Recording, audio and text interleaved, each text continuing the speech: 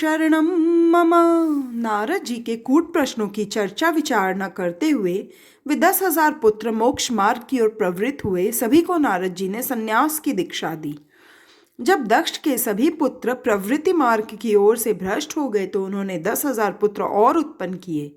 वे भी नारद जी के उपदेश से निवृत्ति परायण हो गए। ऐसा होने पर प्रजापति दक्ष ने क्रोधावेश में नारद जी को श्राप दिया कि तुम कभी भी एक स्थान में नहीं रह पाओगे, तुम्हें हमेशा भटकते रहना पड़ेगा। नारद जी ने दक्ष के शाप को स्वीकार किया और दक्ष से कहा, मैं तुम्हें शाप के बदले में वरदान देता हूँ कि तुम्हारे घर बहुत सी पुत्रियां उत्पन्न होगी, अतः संन्यास उन्हें देने का प्रश्न ही नहीं रहेगा। नारद जी ने दक्ष को आशीर्वाद दिया। जो श्राप का बदला आशीर्वाद से दे वही संत है। सहनशीलता का निर्वाह ही साधुता है। सहन करना तो संतों का धर्म है। जड़ चेतन सभी में जो ईश्वर का अनुभव करता है उसके मन में राग द्वेष कभी उत्पन्न नहीं होते। ब्रह्मा ने सभी इंद्रियां बहिर्मुख बनाई हैं। ये इंद्रियां जब अंतर्मुख हो जाती हैं तभी आनंद की प्राप्ति होती है और तभी जीव और शिव का मिलन भी होता है। जब तक बाह्य द्वार बंद नहीं करोगे तब तक अंतस के द्वार खुल नहीं पाएंगे। सुखदेव जी वर्णन करते हैं, राजन, फिर आगे चलकर दक्ष के घर 60 कन्याओं का जन्म हुआ। इनमें से अदिति के घर 12 संतानें हुई। इनमें से एक का नाम था त्वष्टा। इस प्रजापति त्वष्टा के पुत्र उत्पन्न हुआ विश्वरूप। एक दिन जब इंद्र सिंहासन पर बैठे हुए थे तो वहां बृहस्पति आए। अपने और सारे देवों के गुरु बृहस्पति का आगमन हुआ, फिर भी इंद्र ने आसन से उठकर उनका स्वागत नहीं किया। बृहस्पति मान की अपेक्षा रखते हैं, धन की नहीं। ऐसे अपमान के कारण बृहस्पति ने देवों का त्याग किया और इंद्र को श्राप दिया कि तू दरिद्र होगा। संपत्ति के मद में सुदबुद और ज्ञान भान भूला हुआ व्यक्ति दरिद्र होने पर ही सयाना होता है। दैत्यों ने तो इसे शुभ प्रसंग माना और देवों के साथ युद्ध शुरू कर दिया। उन्होंने स्वर्ग जीत लिया। पराजित देवगण ब्रह्मा के पास पहुंचे। ब्रह्मा ने देवताओं को कड़ा उल्हाना दिया, क्योंकि वह पराजय तो उस ऋषि के अपमान का ही फल था।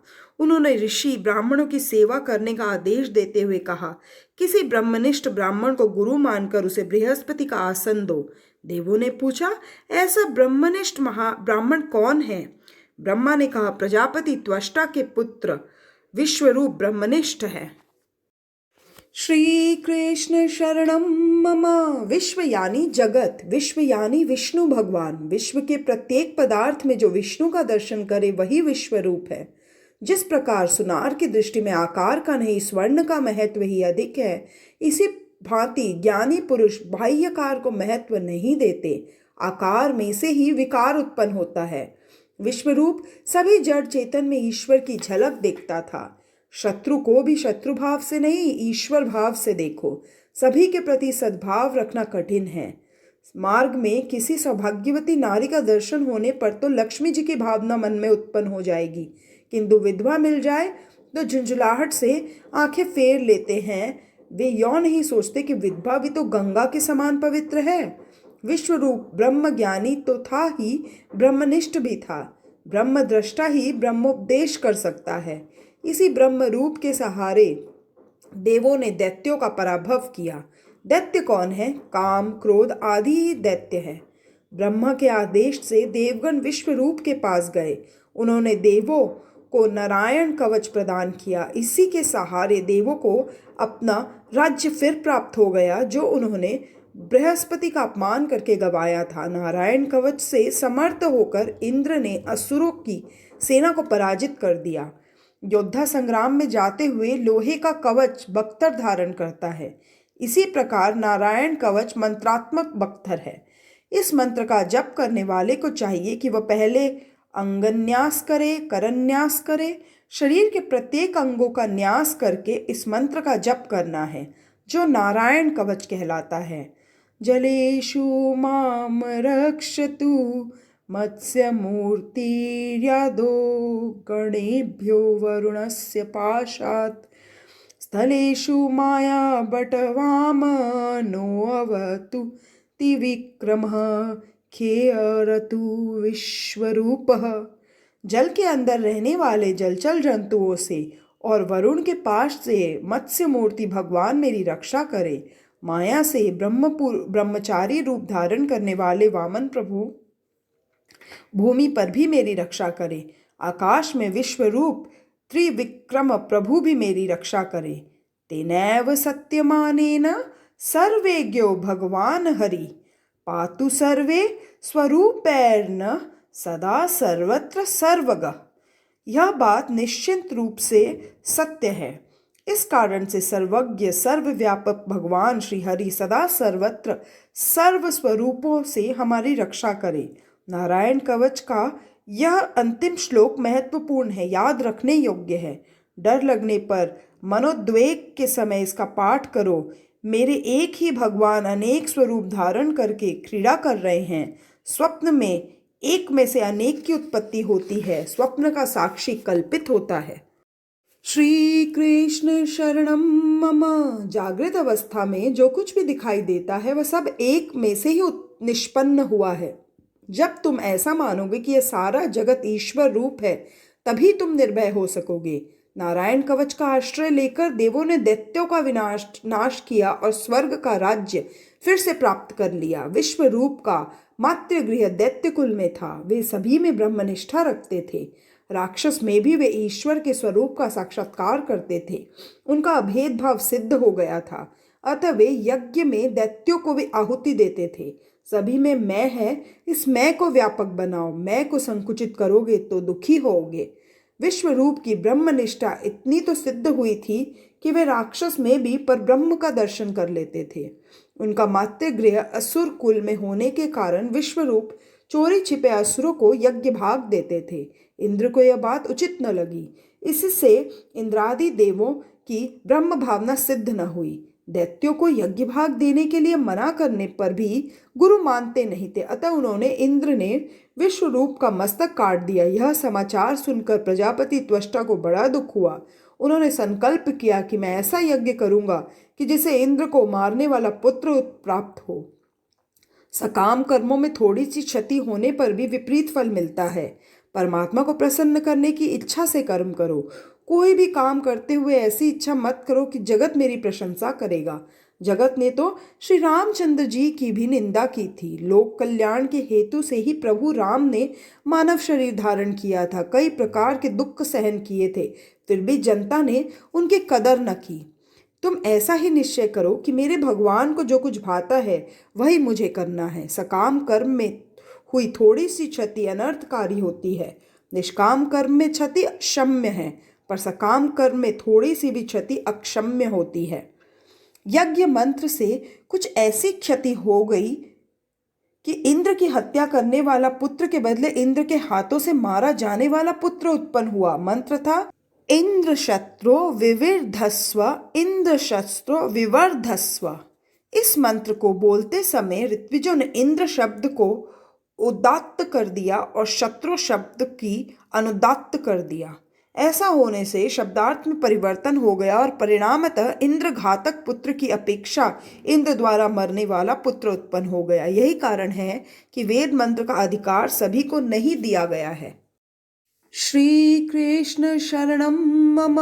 मंत्रोच्चारण या मंत्र पाठ में क्षति होने पर अनर्थ हो जाता है। केवल सात्विक विद्वान ब्राह्मण ही वेद का शुद्ध पाठ कर सकता है। भागवत में कर्म की निंदा की गई है। भागवत शास्त्र में केवल भक्ति की ही महिमा हो और कर्म को गौण माना गया हो, ऐसी बात नहीं है। हाँ, सकाम कर्म को गौण माना गया है। कर्म करते समय एक ही हेतु होना चाहिए, वह यह कि ठाकुर जी को प्रसन्न करना है। यज्ञ कुंड में से वृतासुर उत्पन्न हुआ। वह देवों को सताने लगा। देवों के सभी अस्त्र शस्त्र उसके सामने प्रभावहीन सिद्ध हुए। घबराहट के मारे देव परमात्मा की शरण में गए और परमात्मा से प्रार्थना करने लगे।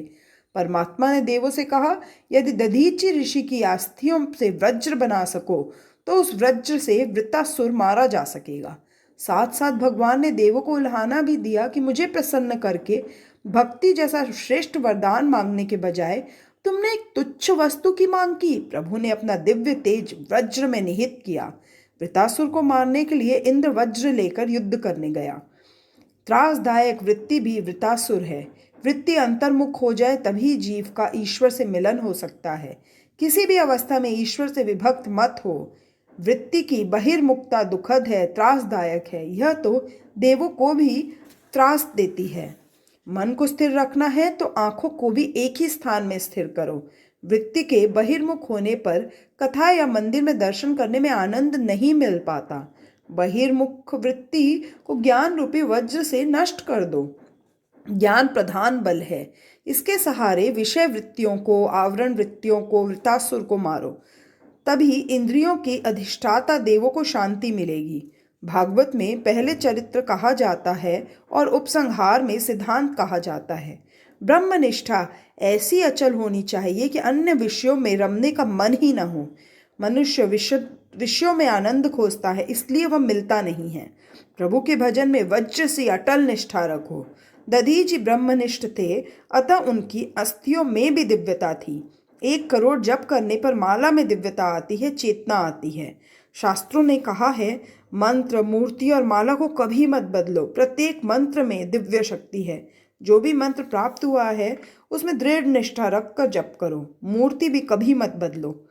जिस स्वरूप में रुचि हो उसमें पूर्णतः निष्ठा रखो, उसी में से प्रभु प्रकटेंगे। श्री कृष्ण शरणम मम। वज्र धारण करके इंद्र वृतासुर से युद्ध करने गया। दोनों में भयंकर युद्ध हुआ। वृतासुर पुष्टि भक्ति अर्थात अनुग्रह है। इंद्र के हाथ में वज्र है जिसमें नारायण है, किंतु इंद्र को नहीं दिखाई देते, वृतासुर को दिखाई देते हैं क्योंकि वह पुष्टि भक्त है। वह इंद्र से कहता है, इंद्र तुम मुझ पर वज्र का प्रहार शीघ्र करो, चाहे तुम्हारी जीत हो, किंतु तुम्हारी अपेक्षा मुझ पर ही भगवान की कृपा अधिक है। लौकिक सुखों की प्राप्ति का प्रयत्न सफल न हो पाए तो मान लो कि ठाकुर जी ने कृपा की है। परमेश्वर किसी जीव पर अधिक कृपा करते हैं उसे लौकिक सुख अधिक नहीं देते। लौकिक सुख मिलने पर जीव ईश्वर से विमुख हो जाता है। श्री कृष्ण का नाम स्मरण लौकिक सुखों की प्राप्ति के लिए कभी मत करो। लौकिक सुख में विघ्न उपस्थित होने पर भी समझ लो कि मुझे प्रभु अलौकिक सुख देने जा रहे हैं। जिस जीव पर प्रभु की कृपा विशेष होती है उसका लौकिक सुख प्राप्ति का प्रयत्न भगवान सफल नहीं होने देते। जिस जीव पर वे साधारण कृपा करते हैं उसे सुख देते हैं। वृतासुर ने इंद्र से कहा, इंद्र जीत तो तुम्हारी ही होनी है, स्वर्ग का राज्य भी तुम्हें ही मिलेगा, किंतु मैं तो ठाकुर जी के उस धाम में जाऊंगा जहां से मेरा पतन कभी ना होगा। तुम्हारा स्वर्ग में पतन हो सकता है किंतु मेरा नहीं। भले ही मुझे लौकिक सुख न मिल सके किंतु मैं तो प्रभु के धाम में जाऊंगा। वृतासुर श्री हरि की स्तुति करने लगा। इस स्तुति की वैष्णव ग्रंथों में बड़ी प्रशंसा की है। इस स्तुति के 3रे श्लोक को कई महात्माओं ने अपना प्रिय श्लोक माना है।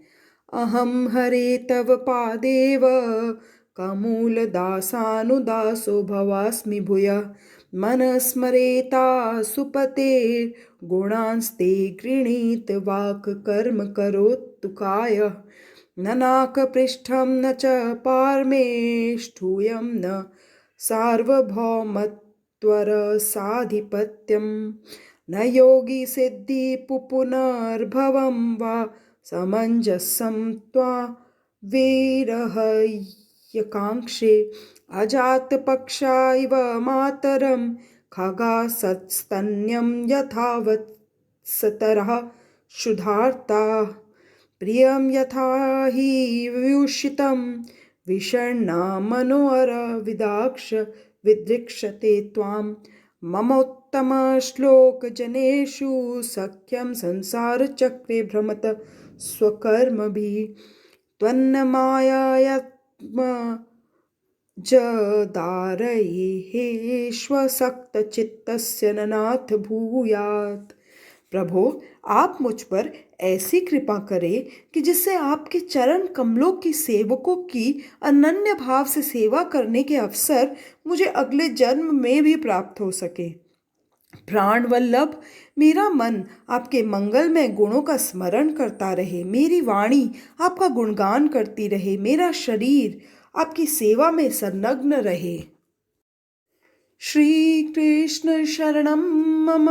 हे भगवान आपको छोड़कर तो मुझे स्वर्ग, ब्रह्मलोक, भूमंडल, रसातल, योग सिद्धि और यहाँ तक कि मोक्ष की भी इच्छा नहीं है। आपकी अनुपस्थिति में इन सबका मैं क्या करूं? आपको छोड़कर मुझे कुछ भी नहीं चाहिए।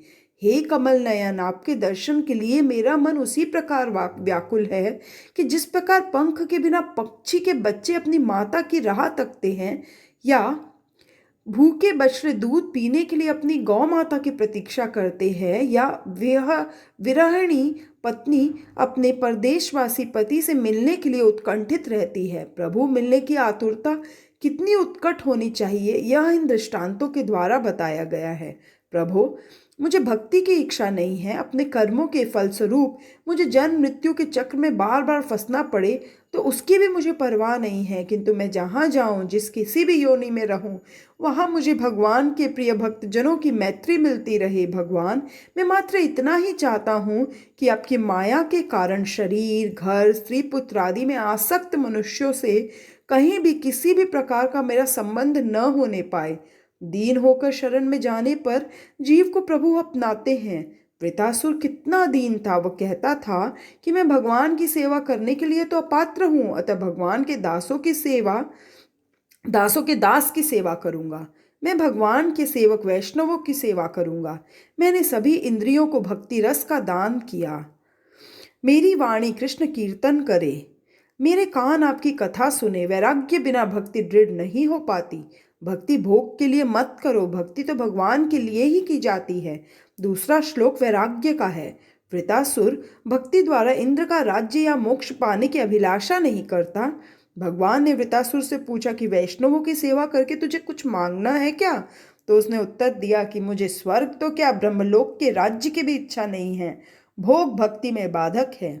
आजकल तो शिक्षा ही ऐसी दी जा रही है कि जिससे विषय वासना बढ़ती ही जा रही है और विषय वासना बढ़ने के कारण जीवन भी बिगड़ता जा रहा है। वृतासुर कहता है कि मेरी तो कोई इच्छा नहीं है, मैं तो आपकी सेवा करना चाहता हूँ, आपके ही उपयोग में आना चाहता हूँ। पहले श्लोक में वृतासुर की शरणागति है और दूसरे श्लोक से उसका वैराग्य प्रकट होता है। ज्ञानी शरणागति के 3 भेद मानते हैं। नाथ, मैं आपका हूँ। परमात्मा द्वारा अपनाए जाने पर जीव मानता है कि ठाकुर जी मेरे हैं, भगवान मेरे हैं। ऐसे भाव के उदय होने पर अनुभव होता है कि जगत में अब और कुछ भी नहीं है। श्री कृष्ण शरणम मम। ज्ञान और वैराग्य के बढ़ने पर सब कुछ भगवतमय ही लगता है। मेरापन चला जाता है। अहम ब्रह्मस्मि की प्रतीति होने लगती है। जगत में उसके लिए भगवान के सिवा और कुछ भी नहीं रह जाता। मैं नहीं रह पाता, वह मैं ईश्वर में विलीन हो जाता है। वैष्णव के बिना शरणागति दृढ़ नहीं हो सकती। तीसरे श्लोक में प्रार्थना की गई है कि हे प्रभु, आपके दर्शन के हेतु मुझे आतुर बनाए। परमात्मा पूर्ण प्रेम मांगते हैं, पर जीव उन्हें पूर्ण प्रेम नहीं देता है, अतः उनको वह भाता नहीं है। जीव अपना प्रेम देता है स्त्री पुत्र आदि को। अतः वृतासुर कहता है कि मेरी तो एक ही इच्छा है कि आपके दर्शन के लिए मैं आतुर बनूं। चौथे श्लोक में वृतासुर ने सत्संग की अभिलाषा व्यक्त की है। वह कहता है कि यदि पुनर्जन्म मिलना ही है तो हे प्रभु, आप मुझे वैष्णव के घर की गाय ही बनाए। यदि मेरा दूध प्रभु के उपयोग में आने वाला हो तो मैं पशु भी बनने के लिए तैयार हूँ। पशु शरीर में भी मुझे सत्संग ही मिले। वृतासुर ने तो ऐसी स्तुति की कि इंद्रासन भी डोलने लगा। भक्ति भगवान को परतंत्र बना देती है, अर्थात भक्ति भगवान को भक्त के वश में कर देती है। अतः भगवान मुक्ति तो देते हैं, भक्ति नहीं। भगवान जब कृपा करते हैं तब वे अंत में नष्ट होने वाली संपत्ति नहीं, भक्ति ही देते हैं। भगवान मुक्ति तो शीघ्र भी दे सकते हैं, भक्ति नहीं, क्योंकि यदि भगवान भक्ति दे दे तो उन्हें भक्त का सेवक भी बनना पड़ जाता है। भक्ति स्वतंत्र परमात्मा को प्रेम के बंधन से बांध देती है। स्तुति के समाप्त होने पर इंद्र ने वृतासुर का वध किया। वृतासुर के शरीर में से निकला हुआ तेज भगवत शरीर में विलीन हो गया। भगवान ने वृतासुर का उद्धार किया। छठे स्कंद में पुष्टि लीला का वर्णन है। भगवान ने वृतासुर को पुष्टि भक्ति प्रदान की, अर्थात उस पर कृपा की। परीक्षित ने पूछा, ऐसे महान भक्त होने पर भी वृतासुर को राक्षस योनि में क्यों जन्म लेना पड़ा? उसे तीव्र हरि भक्ति कैसे प्राप्त हुई? उसका पूर्व वृत्तांत क्या है? सुखदेव जी वर्णन करते हैं, राजन सुनो। वृतासुर अपने पूर्व जन्म में चित्रकेतु नामक राजा था। उसकी रानी का नाम था कृतद्युति। उसकी संतान नहीं थी। यहाँ शब्दार्थ नहीं, लक्ष्यार्थ से काम लेना चाहिए। जो चित्र विचित्र कल्पनाएं किया करता है वही चित्रकेतु है। बुद्धि ही कृद्युति है। मन अनेक विषयों का विचार करता है।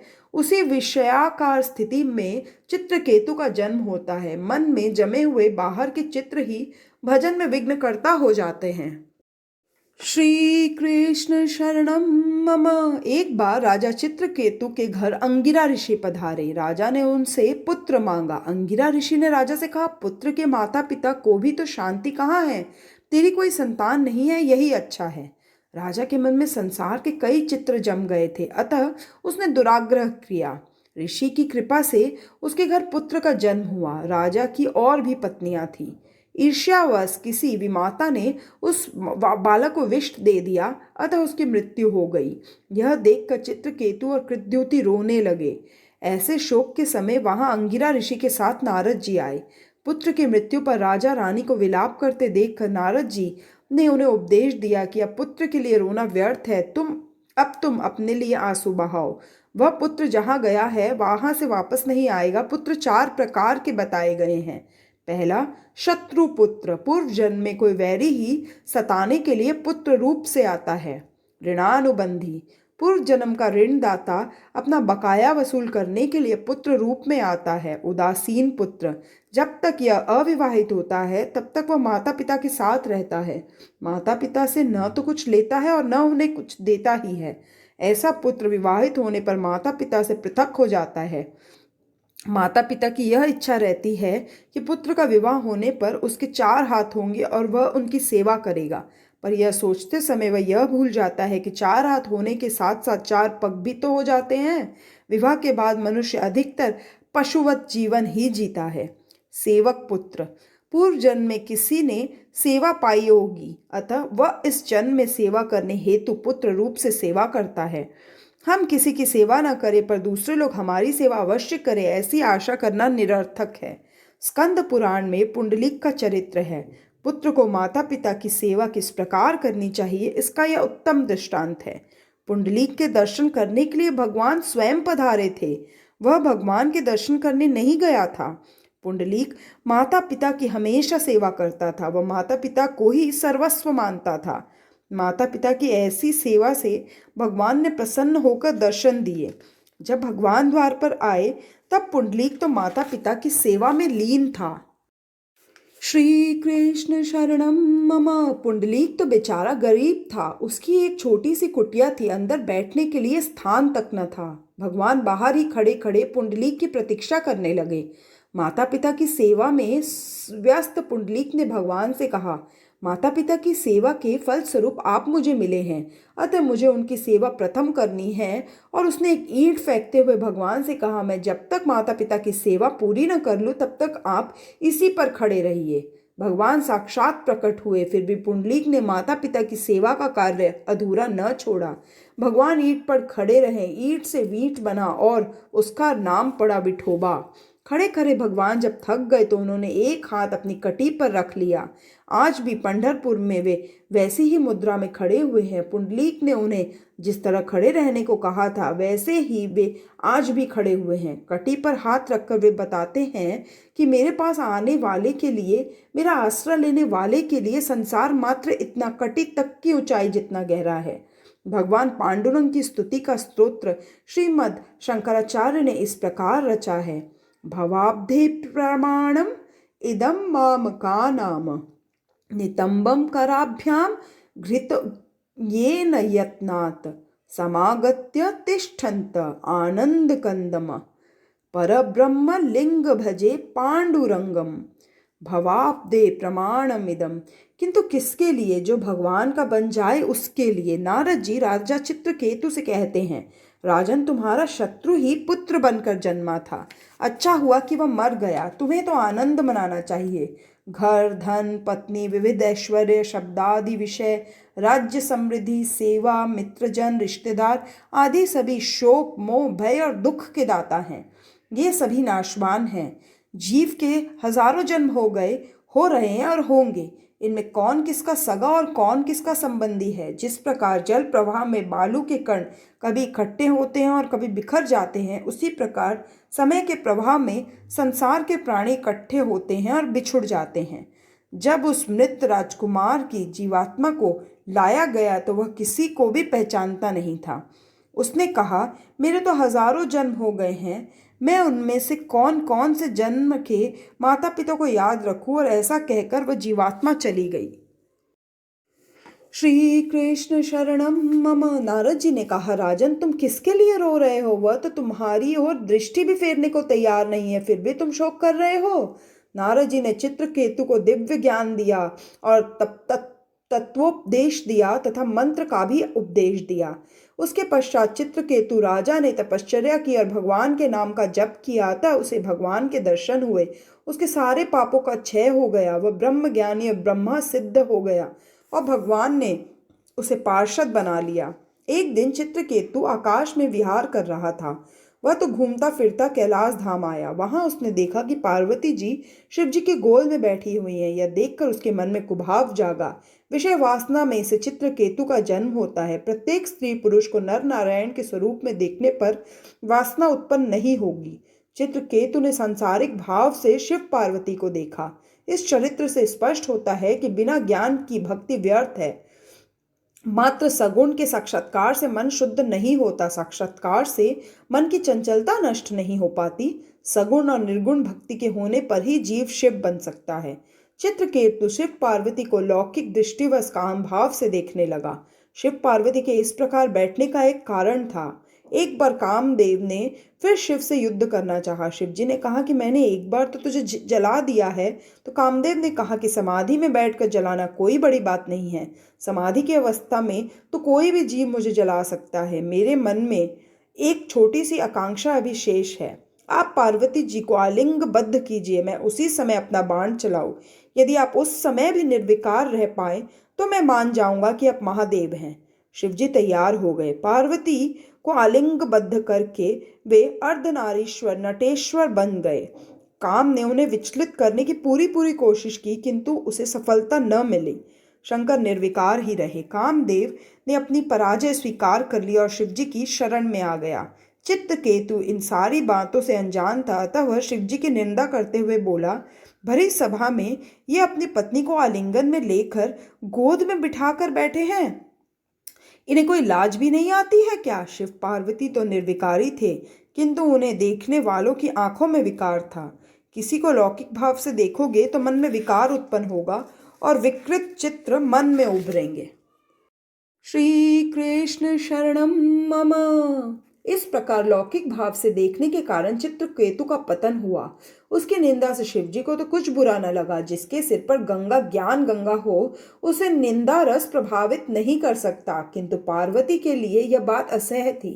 उन्होंने चित्रकेतु को श्राप दिया, उद्धत तेरा अब असुर योनि में जन्म होगा। चित्रकेतु पार्वती माता से क्षमा याचना करने लगा तो देवी ने कहा, दूसरे जन्म में तुझे अनन्य भक्ति प्राप्त होगी और तेरा उद्धार होगा। पार्वती के शाप के कारण चित्रकेतु का वृत्तासुर के रूप में जन्म हुआ। मन चित्रकेतु यदि शुभ कल्पना करे कि जिस प्रकार चित्रकेतु ने वृत्तासुर रूप में की थी, तो अंत में सुखी हो सकता है और दुष्ट कल्पना करने पर दुखी होता है। नारद जी और अंगिरा जैसे संतों के समागम से मन बुद्धि ऊर्ध्वगामी बनते हैं। मन में विषयों के चित्र न उभरे और सात्विक भाव जागे, इसके लिए लक्ष्मी नारायण का सतत पूजन करो। विष्णु सत्वगुण के अधिपति देव हैं। उनकी सेवा करने से मन में सात्विक भाव की जागृति होती है। विषयों के चित्र अंदर होते हैं, आंख मूंद कर बैठोगे तो बाहर आएंगे। इन चित्रों को मिटाने के लिए लक्ष्मी नारायण की सेवा करना आवश्यक है। दीति के दोनों पुत्रों की मृत्यु हो गई। दीति ने इंद्र को मारने के लिए व्रत किया। कश्यप ऋषि ने इंद्र को मारने वाला पुत्र उत्पन्न हो सके, इस हेतु दीति को एक वर्ष का व्रत बताया। उसका नाम था पुंसवन व्रत। चंचल मन को ईश्वर में स्थिर करने का साधन ही व्रत है। व्रत से मन की चंचलता घटती जाती है और ईश्वर में स्थिरता बढ़ती जाती है। मन को ईश्वर में लगाए रखने का साधन ही व्रत है। दीति ने व्रत तो किया, किंतु व्रत के नियमों का बराबर पालन न करने के कारण व्रत भंग हुआ। परिणामतः मृत गणों की उत्पत्ति हुई। भेद बुद्धि ही दीति है। चंचल मनोवृत्ति को एक ही स्थान पर स्थिर करके एक को अनेक में निहारा जाए, तभी व्रत सफल होता है। भेदभाव के कारण दीति के व्रत का भंग हो गया। अब दीति ने इंद्र से कहा, ये मेरी संतानें हैं, किंतु उनकी गणना देवों में होगी। अब दीति के मन में इंद्र के लिए कुभाव नहीं रहा। इन मरुदगणों की उत्पत्ति का वर्णन करके स्कंद की कथा समाप्त की गई है। श्री कृष्ण गोविंद हरे मुरारी, हे नाथ नारायण वासुदेवा।